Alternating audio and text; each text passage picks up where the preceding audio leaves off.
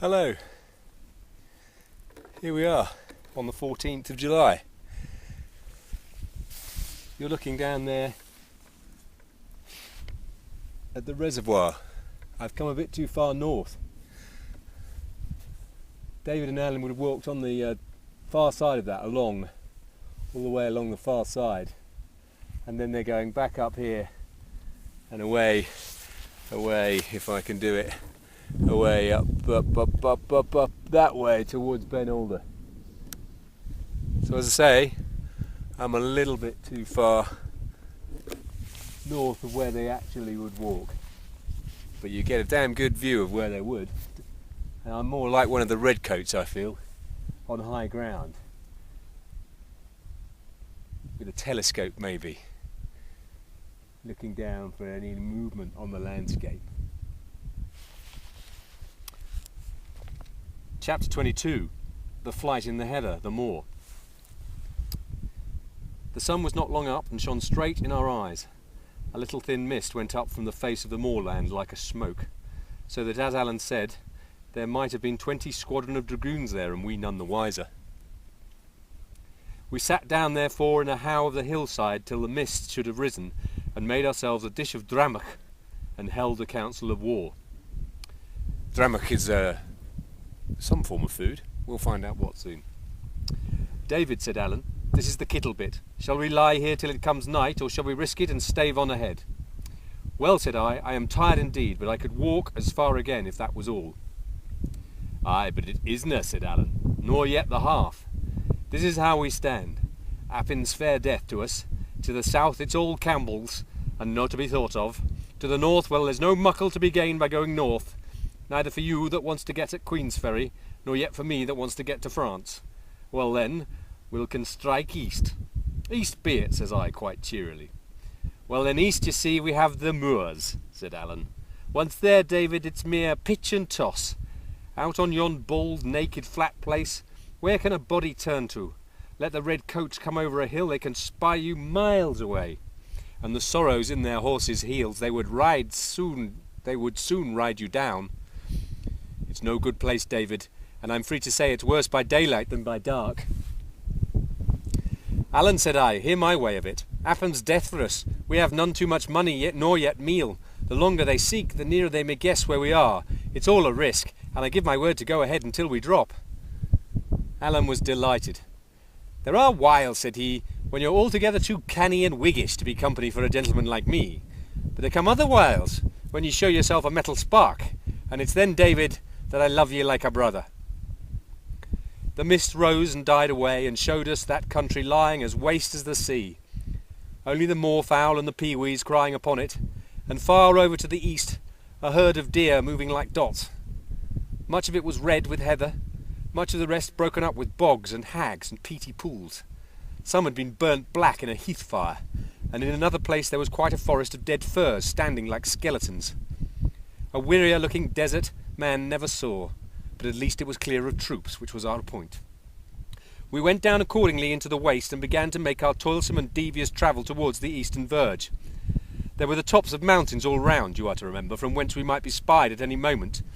So it behoved us to keep in the hollow parts of the moor, and when these turned aside from our direction, to move upon its naked face with infinite care. Sometimes for half an hour together we must crawl from one heather bush to another, as hunters do when they were hard upon the deer. It was a clear day again, with a blazing sun. The water in the brandy bottle was soon gone, and altogether if I had guessed what it would be to crawl half the time upon my belly, and to walk much of the rest stooping nearly to the knees, I should certainly have held back from such a killing enterprise. Toiling and resting and toiling again, we wore away the morning, and about noon lay down in a thick bush of heather to sleep. Alan took the first watch, and it seemed to me I had scarce closed my eyes before I was shaken up to take the second. We had no clock to go by, and Alan stuck a sprig of heath in the ground to serve instead, so that as soon as the shadow of the bush should fall so far to the east, I might know to rouse him. But as I was by this time so weary that I could have slept 12 hours at a stretch, I had the taste of sleep in my throat, my joints slept even when my mind was waking, the hot smell of the heather and the drone of the wild bees were like possets to me, and every now and again I would give a jump and find I had been dozing. The last time I woke I seemed to have come back from further away, and thought the sun had taken a great start in the heavens. I looked at the sprig of heath, and at that I could have cried aloud, for I saw that I had betrayed my trust. My head was nearly turned with fear and shame, and at what I saw when I looked around me on the moor, my heart was like dying in my body. For sure enough, a body of horse soldiers had come down during my sleep, and were drawing near to us from the southeast, spreading out in the shape of a fan, and riding their horses to and fro in the deep parts of the heather. When I waked Alan, he glanced first at the soldiers, then at the mark and the position of the sun, and knitted his brows with a sudden quick look, both ugly and anxious, which was all the reproach I had of him. "What are we to do now?" I asked. "We'll have to play at being hares," said he. "Do you see yon mountain," pointing to the one on the northeastern sky? "Aye," said I. "Well then," says he, "let us strike for that. Its name is Ben Alder. It is a wild desert mountain full of hills and hollows, and if we can win to it before the morn, we may do yet." "But Alan," cried I, "that will take us across the very coming of the soldiers." "I ken that fine," said he, "but if we are driven back on Appin, we are 2 dead men. So now, David man, be brisk." With that he began to run forward on his hands and knees with an incredible quickness, as though it were his natural way of going. All the time, too, he kept winding in and out in the lower parts of the moorland where we were best concealed. Some of these had been burned or at least scathed with fire, and there were roses in our faces which were close to the ground, a blinding, choking dust as fine as smoke. The water was long out, and this posture of running on the hands and knees bringing an overmastering weakness and weariness so that the joints ache and the wrists faint under your weight. Now and then, indeed, where was a big bush of heather, we lay a while and panted, and putting aside the leaves, looked back at the dragoons. They had not spied us, for they held straight on. A half-troop, I think, covering about 2 miles of ground, and beating it mighty thoroughly as they went. I had awakened just in time. A little later, and we must have fled in front of them instead of escaping on one side. Even as it was, the least misfortune might betray us, and now and again when a grouse rose out of the heather with a clap of wings, we lay as still as the dead, and were afraid to breathe. The aching and faintness of my body, the labouring of my heart, the soreness of my hands, and the smarting of my throat and eyes in the continual smoke of dust and ashes had soon grown to be so unbearable that I would gladly have given up. Nothing but the fear of Alan lent me enough of a false kind of courage to continue. At length, in the first gloaming of the night, we heard a trumpet sound, and looking back from among the heather, saw the troop beginning to collect. A little after, they had built a fire and camped for the night, about the middle of the waste. At this, I begged and besought that we might lie down and sleep. "There'll be no sleep this night," said Alan. "From now on, these weary dragoons of yours will keep the crown of the moorland, and none will get out of Appin but winged fowls. We got through in the nick of time, and shall we jeopard what we've gained? No, no. When the day comes, I shall find you and me in a fast place in Ben Alder." "Alan," I said, "it's not the want of will, it's the strength that I want. If I could, I would, but as sure as I'm alive, I cannot." "Very well then," said Alan, "I'll carry ye." I looked to see if he were jesting.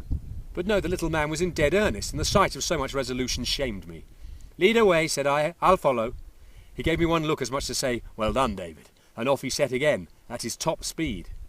It grew cooler, and even a little darker, with the coming of the night. The sky was cloudless, it was still early in July, and pretty far north. In the darkest part of that night, you would have needed pretty good eyes to read, but for all that, I have often seen it darker in a winter midday.